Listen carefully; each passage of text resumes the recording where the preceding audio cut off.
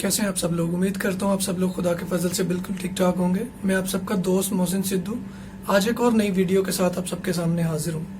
आज की वीडियो एक बुक समरी है जो कि बहुत इम्पोर्टेंट है और मुझे ये समरी बहुत एडमायर की, तो मैंने आपके साथ शेयर करने का फैसला किया। तो मैं आपके साथ शेयर करना चाहूँगा। बुक का नाम है द इनफाइनाइट गेम, जिसको लिखा है साइमन संक ने।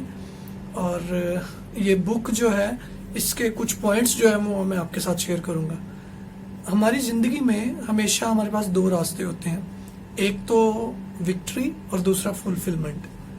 अगर आप इन दोनों में से कोई भी जब एक रास्ता चुनते हैं, अगर आप विक्ट्री का रास्ता चुनते हैं तो आप अपने कंपटीटर के साथ मुकाबला करते हुए विनर हो जाएंगे, और विनर होने के बाद सब लोग आपको चीयर अप करने के लिए आएंगे और उसके बाद आप अकेले तन्हा हो जाएंगे।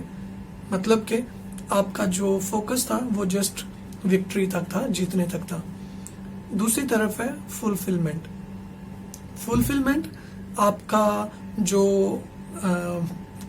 गोल है, उसमें आपके कंपटीटर्स जो हैं वो आपके वर्दी राइवल्स होंगे। आप उनसे सीखते हुए आगे बढ़ते जाएंगे और आपका फोकस किसी पे नहीं होगा, आपका फोकस अपने आप पर होगा। आपने अपने आप को इम्प्रूव करते जाना है और अपनी जिंदगी में इम्प्रूव होते होते जो आपका जस्ट कॉज है उसको आपने अचीव करना है।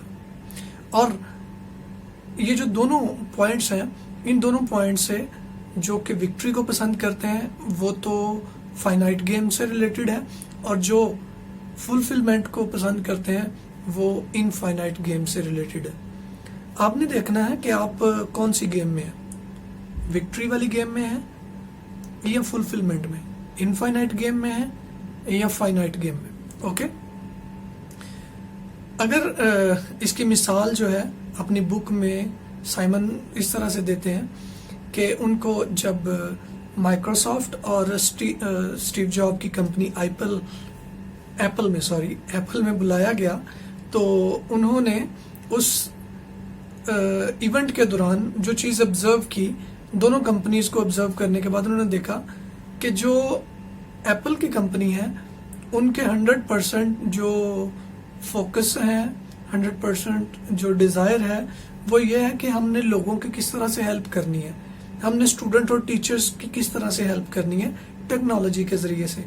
जबकि जो माइक्रोसॉफ्ट है उनकी 70% जो प्रेजेंटेशंस थी वो इस बात पे डिपेंड करती थी कि हमने एप्पल को किस तरह से हराना है, हमने एप्पल के साथ किस तरह से compete करना है। मतलब ये कि माइक्रोसॉफ्ट इसलिए काम कर रहा है कि वो अपने कंपटीटर को हराए, जबकि एप्पल इसलिए काम कर रहा है कि वो अपने आप को इम्प्रूव करता जाए और क्वालिटी ऑफ सर्विस जो है वो अच्छी होती जाए। इन दोनों में डिफरेंस साफ नजर आएगा आपको। स्टीव जॉब जिनकी कंपनी एप्पल, वो तो इनफाइनाइट गेम पे काम कर रहे हैं, जबकि माइक्रोसॉफ्ट जो है वो फाइनाइट गेम पे काम कर रहा है। तो इस बुक के जो 5 पॉइंट्स हैं वो मैं आपके साथ शेयर करता हूँ। नंबर 1 पॉइंट है जस्ट कॉज। जस्ट कॉज एक ऐसा विजन, या मैं कहूँगा एक विजन से भी बढ़कर स्टेटमेंट है। विजन तो किसी भी कंपनी का या किसी का भी ये हो सकता है कि हम कुछ सालों के बाद हमारी ग्रोथ रेट ये होगा, हमारा टर्नओवर ये होगा। जबकि जो जस्ट कॉज है ये एक ऐसा पॉइंट है, ये एक ऐसा आपका टारगेट है। आप बेशक इस दुनिया में हो या ना हो, लेकिन जो लोग आपके साथ जुड़ जाएं वो उस काम को आपके ना होने के बाद भी जारी रखें। हमारे पास एक बहुत जिंदा मिसाल है जनाब अब्दुल सत्तार ईदी साहब।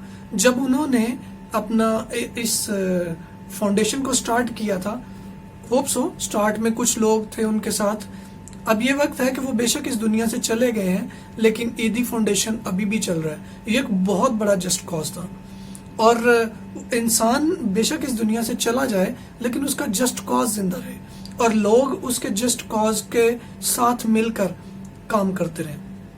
तो जस्ट कॉज एक बहुत बड़ा पॉइंट है जो इस बुक में बताया गया है। जो जस्ट कॉज पर काम करते हैं लोग, वो इनफाइनाइट गेम के प्लेयर्स होते हैं। और जस्ट कॉज पर काम करने के लिए जो इम्पोर्टेंट चीज़ है वो आपको टीम की ज़रूरत होती है। ट्रस्टिंग टीम चाहिए होती है। ट्रस्टिंग टीम के लिए एक जो एग्जाम्पल है वो जब शेल कंपनी को अब ऑयल रिग से ऑयल निकालना था, तो उस टाइम वहाँ पर जो रिस्क थे वो बहुत ज़्यादा थे।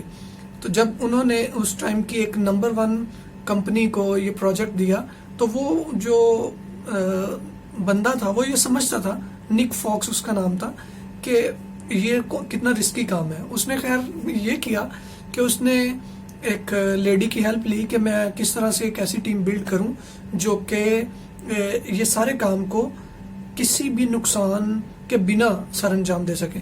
तो उस लेडी ने उसको ये एग्जांपल दी कि जो भी टीम मेंबर्स होंगे आप उनके दरमियान साइकोलॉजिकली उनको सेफ फील करवाइएगा। सो उसने ऐसा ही किया। जितने भी टीम मेंबर्स थे उनको उनकी फैमिली की स्टोरीज, बचपन की स्टोरीज और एक दूसरे के साथ सेफ फील करवाने के लिए ये एक्सरसाइज स्टार्ट की। सो उन्होंने ये काम इस तरह से किया, जब उन्होंने एक दूसरे को सेफ फील किया, एक दूसरे की प्रॉब्लम्स को समझते हुए, एक दूसरे की हेल्प करते हुए, एक दूसरे को अपनी मिस्टेक्स बताने पे हिचकिचाहट ना फील करते हुए काम किया, तो उन्होंने 14 मिलियन बैरल पेट्रोल जो है वो वहां से निकाला और ये एक वर्ल्ड रिकॉर्ड भी रहा और वर्ल्ड की सेफेस्ट जो टीम थी वो भी कहलाई।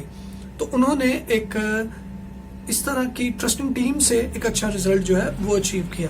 ये भी एक इनफाइनाइट गेम की मिसाल हमारे सामने नजर आती है।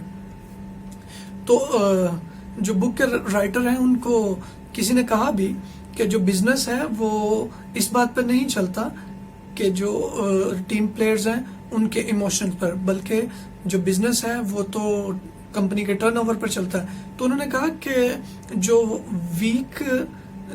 वीक रूल्स होते हैं वो जो होते हैं उनके क्या बोलेंगे हम उसको, क्या बोलेंगे, जो हमारा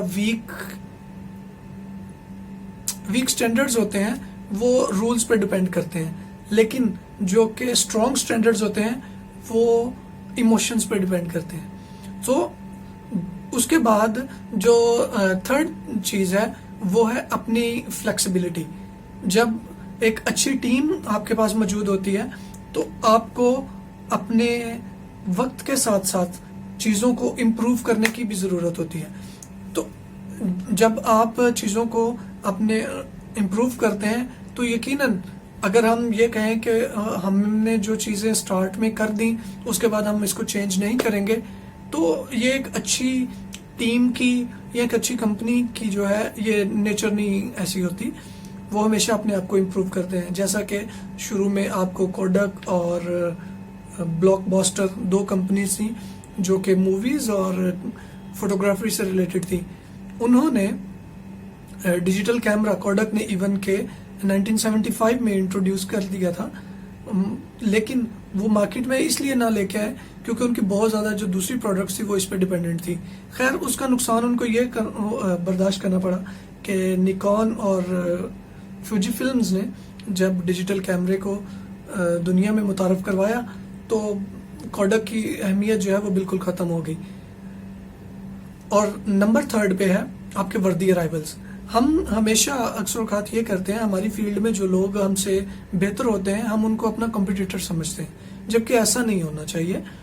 जो हमारे फील्ड में हमसे अच्छे हैं, जो हमसे सुपीरियर स्टेज पर हैं, वो हमारे कॉम्पिटिटर्स नहीं होते, वो हमारे वर्दी अराइवल्स होते हैं। अगर हम उनकी अच्छी चीजों को अपने अंदर अडॉप्ट करके तो अपने आप को इम्प्रूव करते जाएं, तो वो जो जिनको हम अपने कॉम्पिटिटर समझते थे वो हमारे हेल्पर बन जा सकते हैं, वो हमारे मेंटोर्स हो सकते हैं, तो हम अपने आप को इम्प्रूव कर सकते हैं।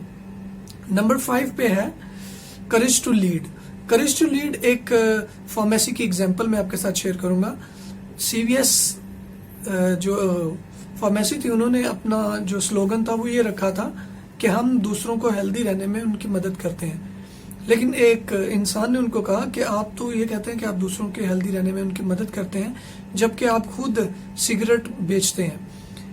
ये बात कंपनी को बुरी लग गई और कंपनी ने ये किया कि अपने जितने भी स्टोर्स थे, 400 से ज्यादा स्टोर्स मौजूद थे, उनमें से उन्होंने सिगरेट से रिलेटेड, तंबाकू से रिलेटेड सारी जो प्रोडक्ट्स थी वो निकाल दी। और जब उन्होंने वो सारी प्रोडक्ट्स निकाल दी तो उनको 2 मिलियन का नुकसान हुआ, 2 मिलियन का नुकसान हुआ।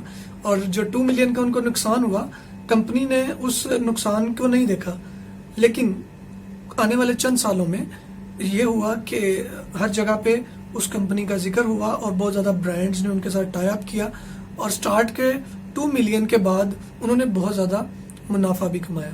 तो जो इनफाइनाइट गेम के प्लेयर्स होते हैं, जो इनफाइनाइट गेम के प्लेयर्स कंपनीज होती हैं, जो लीडर्स होते हैं, वो हमेशा कभी भी नंबर्स पे नहीं जाते हैं, वो प्रोडक्टिविटी पे जाते हैं। वो इस बात पे जाते हैं कि लोग उनके साथ कितना जुड़ रहे हैं, उनके साथ टीम किस तरह से बिल्ड हो रही है, उनकी फ्लेक्सिबिलिटी किस तरह से है, उनका जस्ट कॉज किस तरह से मैटर करता है। तो अगर आपको भी इनफाइनाइट और फाइनाइट गेम की ये स्टोरी पसंद आई है तो आप जरूर हमें कमेंट करके बताइएगा कि आप कौन से अपने आप को प्लेयर समझते हैं।